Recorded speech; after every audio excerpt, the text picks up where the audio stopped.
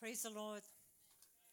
He's faithful. Let's just lift our hands to him in thanksgiving for what he's done for us.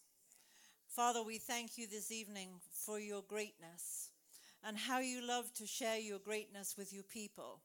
Father, we're a thankful people tonight. And we thank you, Father, that you have so much more for us. And that, Father God, we want to show you this evening that we are wonderful receivers. How many wonderful receivers do we have in the room? And so by opening our arms wide, we say thank you, Father, for everything this evening, for this particular appointment, with you. We thank you for everything that you have for us. We receive it now by faith in the name of Jesus. Amen. Amen. Hallelujah. First of all, it's with thanksgiving in my heart toward your pastors, and Mariella, his wife, and to the leadership team, and to River of Love to kindly allow me to be in this pulpit this evening. We've been here doing lessons, teachings on prayer, and it's a delight to be with you, and it's a delight to see you this evening. Actually, I can't see you, but it's a delight to know that you're there. Amen. Praise the Lord. I did want to say this because it came to me whilst your pastor was ministering to you, that he had words of knowledge, 2 words of knowledge this evening. And so with those words, what you have to know is, as those words go forth from here, they're healing people across the island. You see, when a word goes forth from a platform, it is not restricted to a room. And so there are people tonight in their sitting rooms or in their workplaces going, oh, what was that? That's gone. And more importantly, I would say more importantly, only because it's so necessary in this hour, I have it strongly on my heart. Your pastor mentioned someone who had been set free this evening from some kind of, I didn't understand fully, but an addiction. I understand that to be the case. And so tonight on the island, there are people with that same addiction that became free. You have to understand that the word of the Lord is for everyone, and it's in the atmosphere. And so it's working. One of the areas of ministry that's very big on my heart is seeing people set free from situations that a man cannot deliver, for situations that only the Lord can do. The casting out of devils, the healing of the sick, helping people that are, in the world's eyes, incurable. These are the people that we love. These are our people. These people are also your people. Amen. Praise the Lord. And so each one of you shall be used in reaching your island. But that word of the Lord tonight went across the island. Hallelujah. How many of you believe that? I had on my heart today that for this evening, anyway, for tonight, we've been talking about prayer in the morning time, and we'll be continuing. But this evening, the Lord wanted me for you to know that once you have an understanding of his goodness, you actually have to be good receivers. You have to be good callers. You have to be good people in the sense that you open your mouth wide and God will fill it.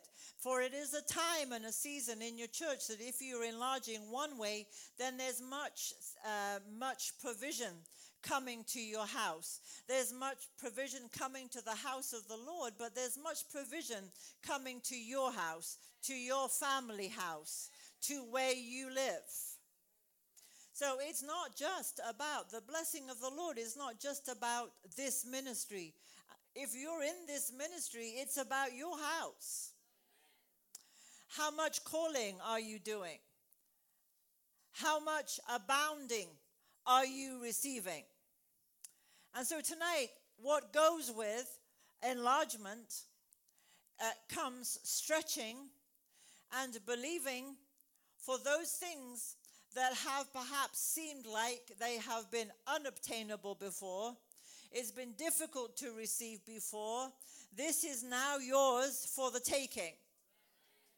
And the way that you receive it is by calling it. Are you with me? I don't know how many people actually got a hold of that tonight. In other words, those things that presently or previously have been impossible to you to receive by the arm of the flesh or by the labor of your hand shall come to you supernaturally just because you obeyed the word of the Lord and your command. So we have to be a commanding people. Hallelujah. Commanding those things that be not as though they were, and speaking those things which you need are coming to you readily. If you have your Bible tonight, would you turn to the book of Psalm 27? I'm going to begin there. Psalm 27.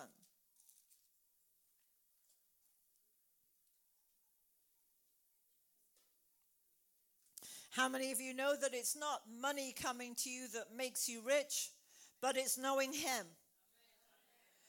It's not stuff coming to you that makes you rich. It's knowing him. It's not about things, but if you know him, things will come to you. Seek ye first the kingdom of God and his righteousness, and all these other things shall be taken away. Is that right? No. Added. Added. Added. Added. Added. Added. Putting Jesus first, and it's not that we're about obtaining for obtaining's sake, but we're about obtaining that we may give away. I mean, how nice to have two of everything that you can readily give to those that have a need of one of them, or both, and then you believe again and get more.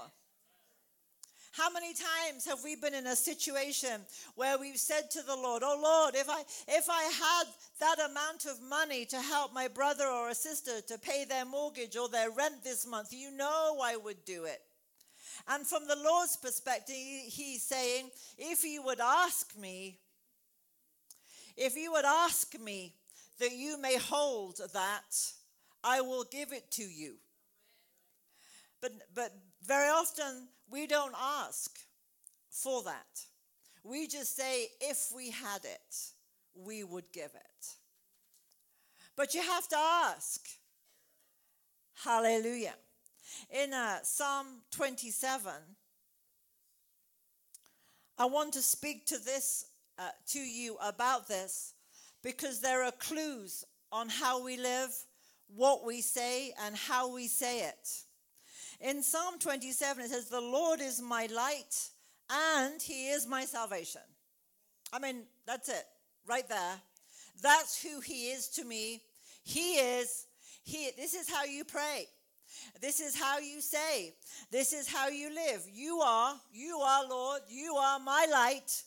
And it's who you are in me, it's who you are to me, and it's who you are through me, the light of God, and you are my salvation. You are completely complete in me and through me to somebody else. Hallelujah to Jesus. Praise God forevermore. Now get this. Whom shall I fear or dread? There is nothing to fear and there's nothing to dread. One of the things that we have been saying in our prayer sessions in the morning is that we have been speaking about our position. That the devil is constantly trying to get you off of the seat of authority that Jesus has given you, because he'll never have that seat. He'll never have a seat of authority like you have. And so he tries to influence you and lean on you and all he could do is try to introduce fear. For if he can introduce fear, it can affect your faith. And if it can affect your faith, it can affect your asking. And if it can affect your asking, we won't obtain. See how he works? And so we need to be mindful of his devices. When we have been enlightened to the devil's limited supply, and we've been enlightened to God's limitless supply, which you all carry, and then we get to understand the workings of Jesus, how he does things, and then we get ourselves in line with how he does things. It's just a wonderful system. It's the system of heaven. It is the system of living in the Spirit. It is the system of being an ambassador for Christ. It's the system called the family of God. It's the system that works. So we come out of, God is constantly trying to get us out of, in our mind, out of the kingdom of darkness, which we've already been redeemed from. We've been removed from the kingdom of darkness, and we've been translated into the kingdom of his dear Son. Yet some people like to live here. Some people are learning to live here. Some people like to be in the middle, And so there's this renewing of the mind that we have a responsibility before God to do. And so one of my favorite verses at the moment is Psalm 81:10. I know I'm on this one, but I'm skipping. The fact that God says, I've brought you out. He had brought the children of Israel out. They're out. They're out. Hey, for those of you that are born again and know Jesus Christ as your Lord and Savior tonight, you're out. You're out of the enemy's camp. You're out. You're out. And yet some people still like to live in as if that's familiar territory. But you're out. He said you're out. You're already free.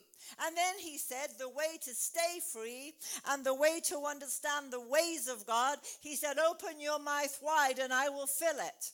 And so the problem with the church today, not this one, speaking generally, is that we don't have our mouth open wide enough. Maybe you do. In other words, we don't ask wide enough. We don't ask big enough because we're trying to be humble. Lord, there's somebody else. I want to make sure that I stay humble. I'm telling you that a humble person is someone who receives big from God. That is a humble person. A prideful person is somebody that would rather have poverty. No, give it to that person. Well, wait a minute. God has more than enough for everyone. Be humble. Be a humble child of God and be a big receiver, because as we see, God is getting ready to use you into a dying and hurting world to cast out devils, to teach people and equip people how to do work, how to train people, how to educate people in all different ways. If you haven't got it yourself, how can you give it? Such as I have, give I thee. I don't know about you, but I feel like we should be asking for thousands, millions. Not to waste, if you like, on selfish gain, but to have more than enough for every day, for everyone you meet. I want to move on. How about you? I want to have more than enough to give to others. When my children were little, we'd play a game, and we used to just hide money, or we just place money on the street, or we'd place it on the wall, thinking another child would come along or someone just to pick it up.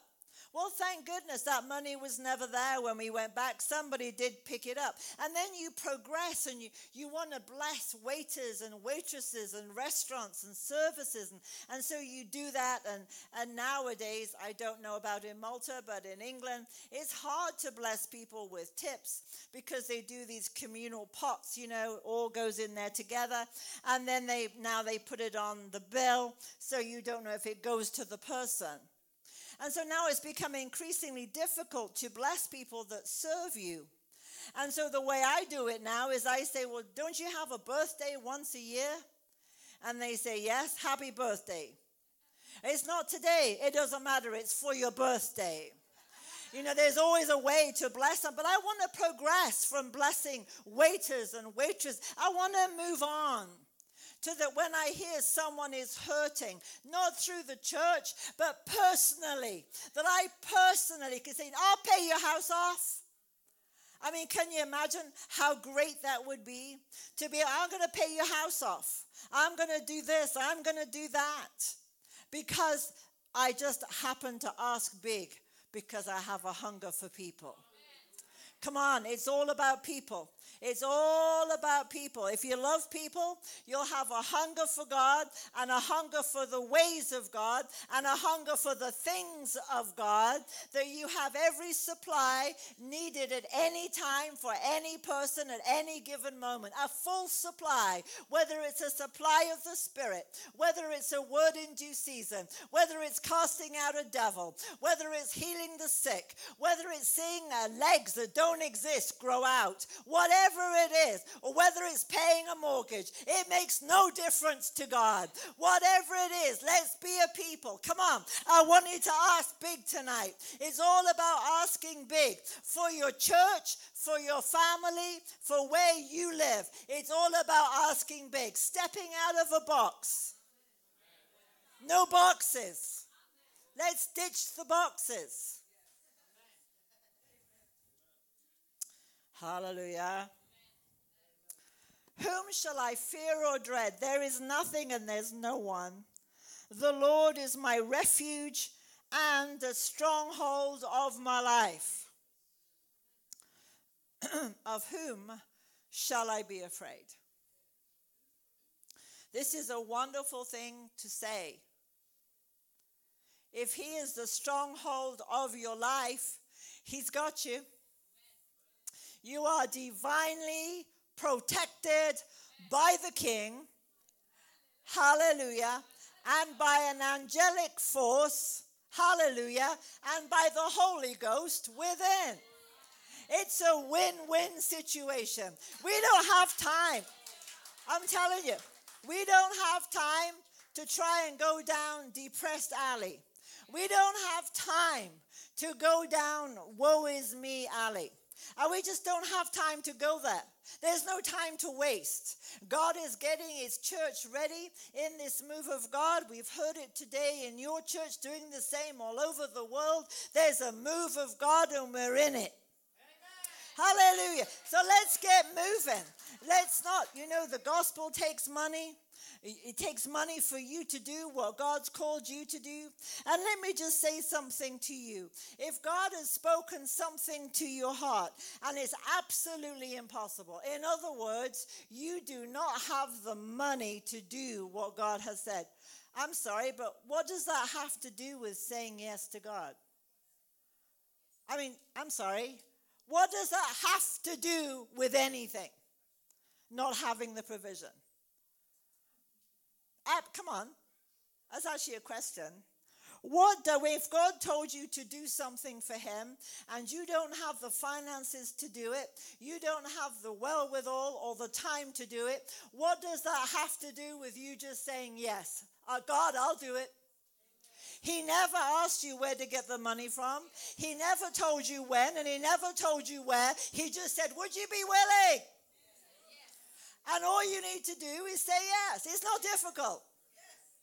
But many people get stuck on their calling because they don't respond to the first question that God brought to them. God works one step at a time.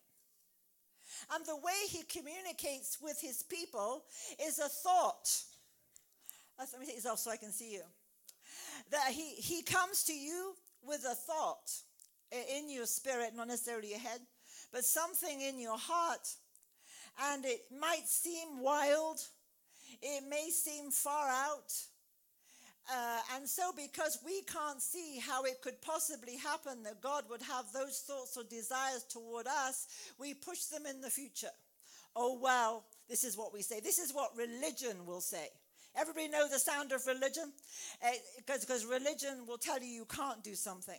And so religion will tell us, Oh, well, it can't be for now then. If God wants me to do that, he's just going to have to tell me or show me. Well, he just did. He just did. By placing that in your heart, what he's waiting for, because God is a gentleman and he loves you passionately and intimately and wants to show his goodness in your life. And all he's looking for, ladies and gentlemen, is a yes. That's it. Yes. Doesn't matter what it looks like. Doesn't matter what you have. He just wants permission for that word now to begin to enlarge on the inside of you, that it can grow into a maturity and grow. So after you said yes to God, no matter how wild something might be, never mind what it looks like, and no matter how impossible it is, once you said, yes, Lord, yes, I'm not going to think about it. I'm not going to touch it. I just say yes. It goes back up to God, and then it comes down again from God to your spirit, only this time it's a little louder. Or it has a little bit more color to it. Or it might have a little bit more information with it. He may even start to give you some insight in it. It's still impossible. It's still not doable. Nothing's changed. The only thing that's changed is that you're getting in line with the will and the purpose of God for your life. And once again, when you hear it again, yes, Lord, thank you for bringing that to me again. It's a resounding yes. Yes, Lord. Yes. And so then it goes back up to God. And then what God does, this is prayer, ladies and gentlemen. When it comes back again, it comes back fuller and more information. And then once again, all you have to do is say yes. On each time God comes to you and asks you something, it should be an immediate yes. Yes, sir. Absolutely. And so for the church in this hour, we have to step out of the natural. We have to step out of things that have held us back, things that we know, and even the cat. We have to step away perhaps from the way we've been brought up. We have to step away from things that have held us back. We've got to move in the spirit where we will not lack. We've got to move in the word so the word can be displayed because God has got our back. And so as we move on with God strongly and fervently with a yes, that's all he's looking for. He, as you respond to him, what he does is he's working behind the scenes, speaking to men's hearts, preparing a people, showing you how to do it. Does that help anybody? Because you're waiting. Oh, I'm just waiting for confirmation. Why? What you waiting for? What you waiting for? Writing in the sky? Well, you may get it or you may not. I had that when I lived here. I had that. But I didn't base my life on it. But I had it. God is just looking for a simple yes. That's your prayer life. You don't have to scuff on your knees.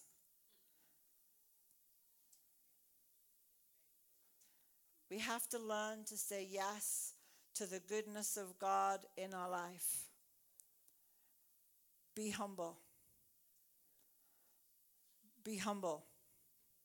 Say yes to his greatness in your life. Because it's not about flesh and blood. It's about Jesus being seen on the earth. Come on, let's not deprive Jesus. I mean, it wasn't just Jesus. It would have been enough, as far as I'm concerned, that he made a way for me to go to heaven, a way for you to be in heaven. Thank God, that would have been enough. But there's so much more. The package is in salvation that he's given us everything that pertains to life and godliness, and it hurts the Father if we don't participate. Hallelujah. So what's the answer when God speaks to you about something impossible? Yes. So a third of you got that.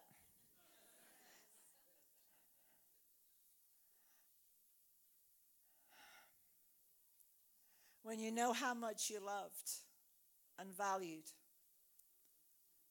it'll be easier to say yes.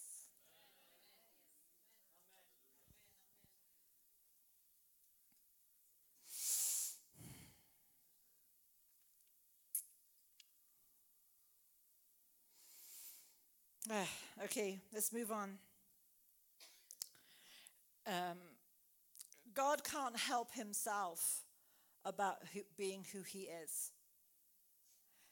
He can't help himself. He can't help himself from loving you. He can't help himself from wanting to pour his life into you. He can't help himself. All he's looking for is an entrance. He's looking for an entrance. He's looking for an entrance. Your mouth is the entrance. By giving permission. Go with me to a familiar scripture. I'm moving on now. Otherwise, I'll just stay there and preach that, and I want to do something else. Romans chapter 8. Well, it's not I want to, I feel led to. Romans chapter 8. Remember, God can't help himself from being loving. It's who he is. He can't help himself by sharing what he's thinking with you. He can't help himself. Jesus cannot keep a secret. Jesus shares everything with his body. Anybody in here ever stubbed your toe and your head didn't tell you that your toe hurt? Jesus shares everything with his body. In Romans 8 and verse 28, Romans chapter 8 and verse 28, it says, we are assured and know. I like that. Positive words. We're an assured people and we're a knowing people. That God, being a partner in their labor, all things work together and are fitting into a plan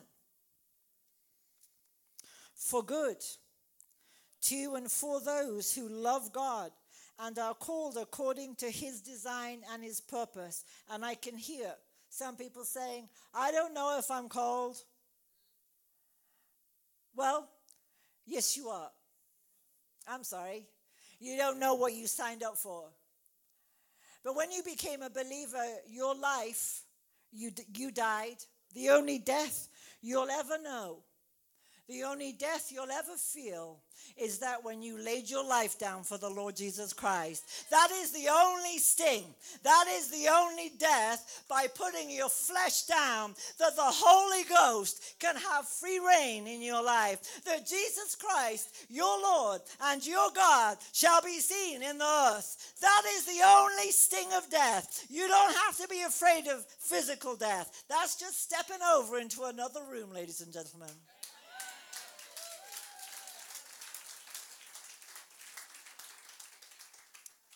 Hallelujah. There's nothing to be afraid of in God. Ooh, glory. I don't know about you. You're like a bunch of receivers to me. Don't you be surprised if many things come into your hands? I mean, really, are you ready to receive? Are you ready to call things into your life to be a blessing on the earth? Are you ready to say yes to more than you've ever known? Not just things, but spiritual knowledge, a spirit of seeing and knowing, all the things God wants to do for you, release of your ministry gift. I mean, are you ready, ladies and gentlemen? Yes, God, we're ready. Tell him, Lord, we're ready. We're ready. We're ready. You're working all things together for good for me. We're ready, Lord. We're saying yes. Let heaven hear you say that. Let the grandstand of heaven, let your relatives that love you that are there tonight, let those preachers and people that have helped you, let them hear you say it, that they may rejoice with you in heaven right now. Father, we say yes to the plan and the purpose of God for our life. I got more of you that time. Well, let's just keep plowing away. Praise the Lord. The interesting thing, if you go with me to the book of Acts, Acts chapter 4, and verse 29.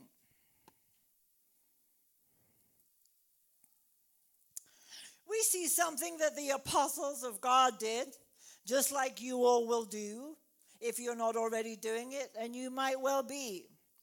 And it says, and now, Lord, observe their threats, those coming against them, and grant to your bondservants, those who are serving you, that would be us, to declare your message fearlessly. Hallelujah. There's power with the gospel. Now get this. You give us the boldness to preach the word. We'll do that bit. And would you stretch forth your hand? The bit that you do, would you mind doing that? And we'll do this.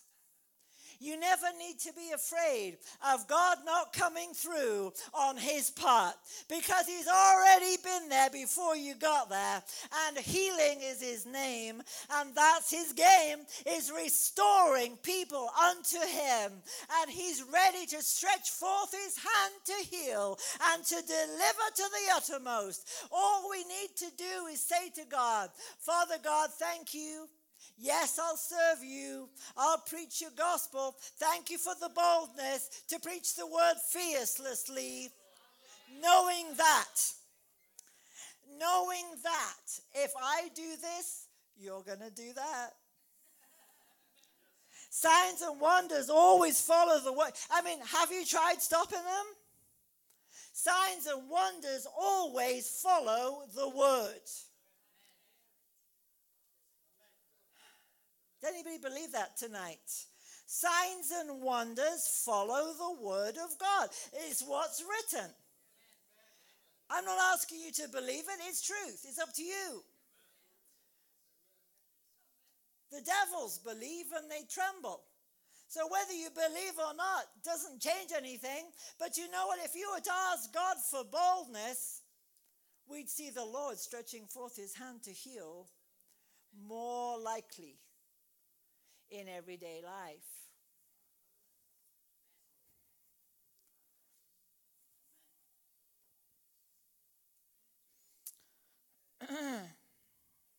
See if I can read this without going off on a preach. Verse 30, while you stretch forth your hand to cure and to perform signs and wonders through the authority and by the power of the name of your holy child and servant, Jesus. Now get this. And when they had prayed, they didn't pray very much, did they? And when they had prayed, the place in which they were assembled was shaken. Woo-wee.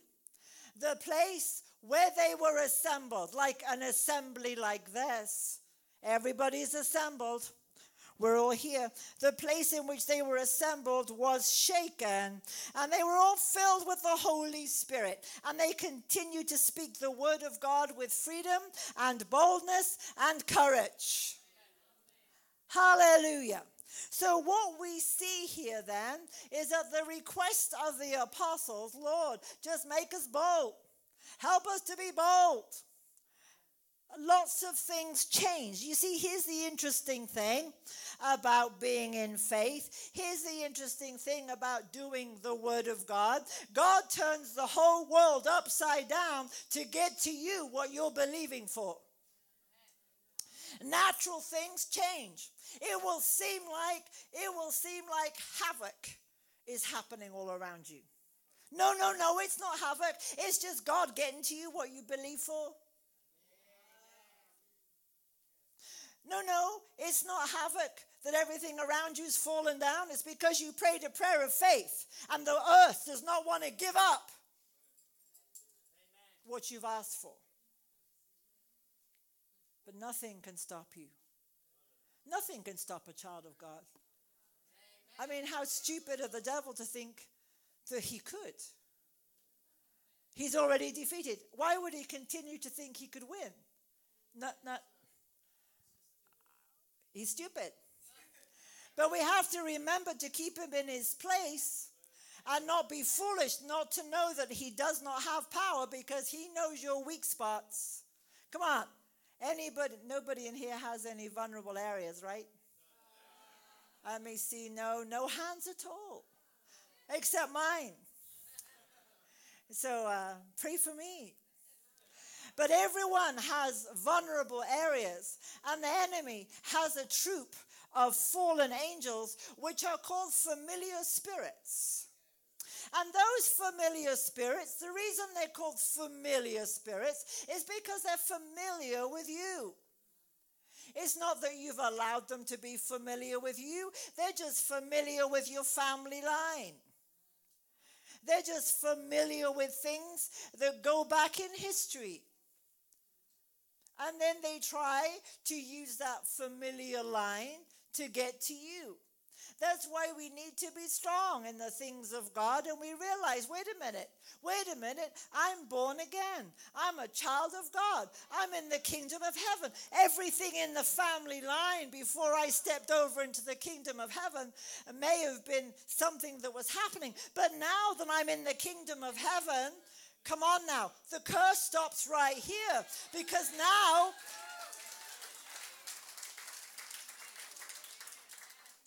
now I'm walking in the light. Everyone that comes after me will walk in the light. Everyone. Healing now is a normal factor in my life and in the life of my family because I'm in the kingdom of God, just like you.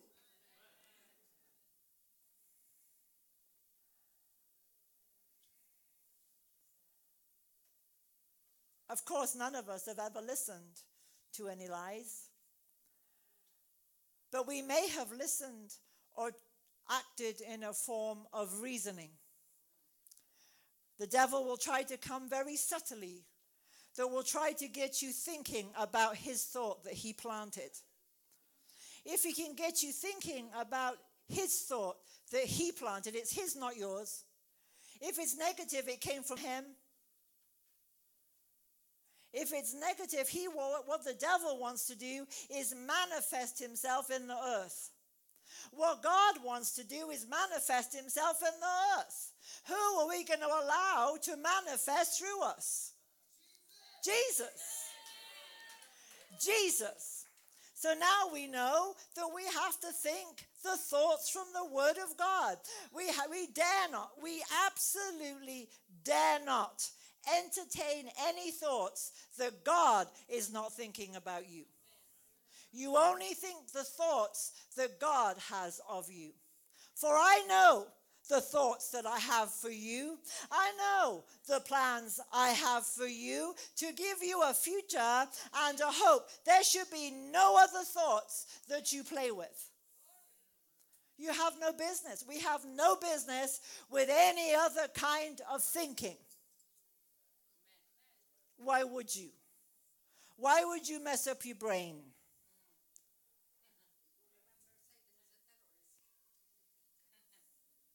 Don't mess up your brain.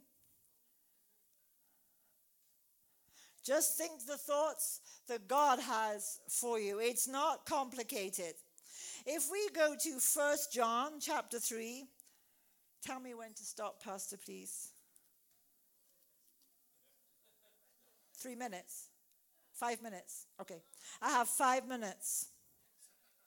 You all go stop when my 5 minutes is up. I have one more scripture then I'll share with you before we close. 1 John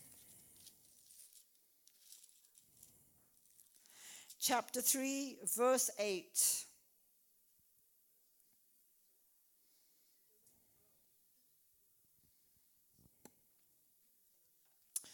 1 John chapter 3, verse 8. And we'll close with this. I don't want to leave you on a cliffhanger. But at the same time, it says, but he who commits sin, who practices evildoing, is of the devil. Wow. For the devil had sinned, violated the divine law from the beginning. The reason the Son of God was made manifest, was made visible, which is why you have to be visible, was to undo, which is why we have to undo, destroy, loosen, and dissolve the works that the devil has done. Past tense.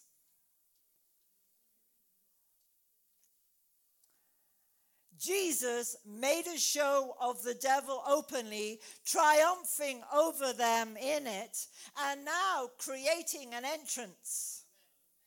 A supernatural entrance whereby you're able to call, whereby you're able to go to the throne of grace and obtain mercy in time of need, that wherever you're able to go and ask for wisdom when wisdom is needed, where you're able to stand and say, the Lord my God, he is my Lord and he is my light and he is my salvation. I'm telling you, when you speak the words of God, when you think the thoughts of God, everything about God will be on you, in you, and through you. Hallelujah to Jesus. Is that all right? Praise the Lord. What do you want me to do now? Yes. Yes. Okay. I've been in the ministry 35 years. What do I do next? Okay. Oh, praise the Lord. Hallelujah. Hallelujah. Hallelujah.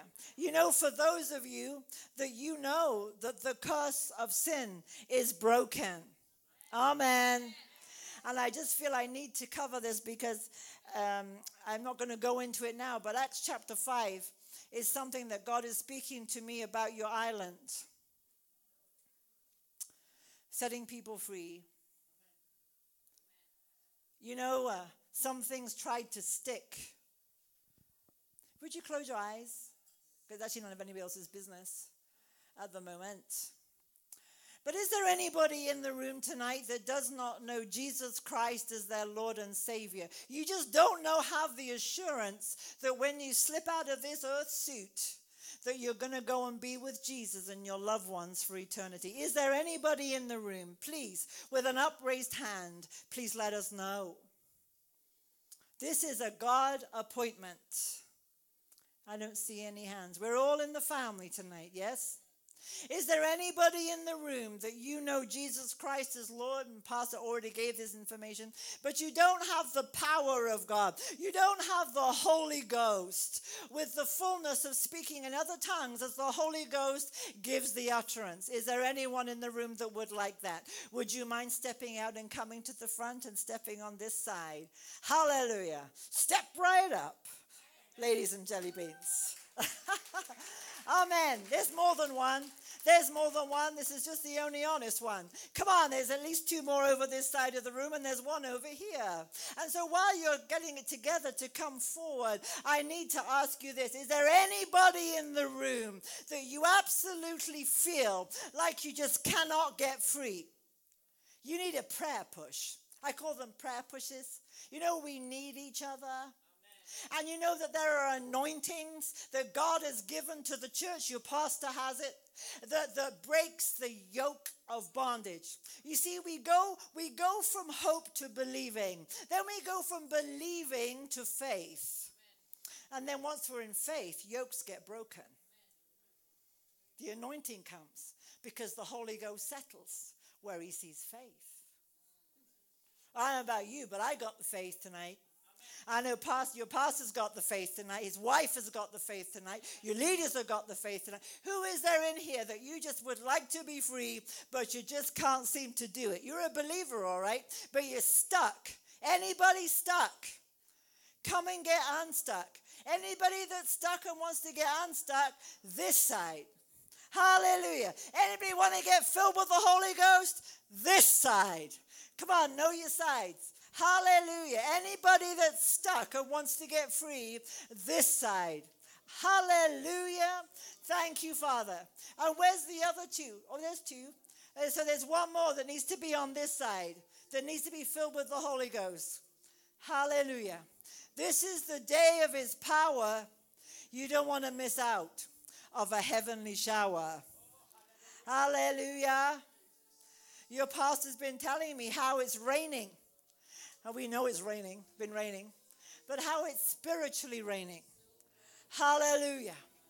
Oh, shegre gasto manchkele keanas.